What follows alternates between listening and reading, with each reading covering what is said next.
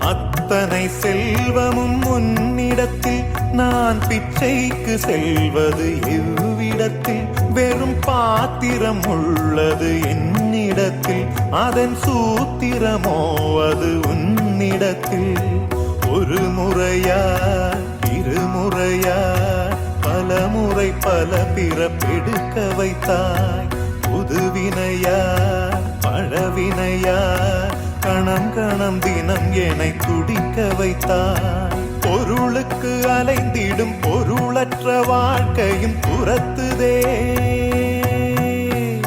உன் அருள் அருள் அருள் என்று அலைகின்ற மனம் இன்று பிதற்றுதே அருள் விழியால் நோக்குவாய்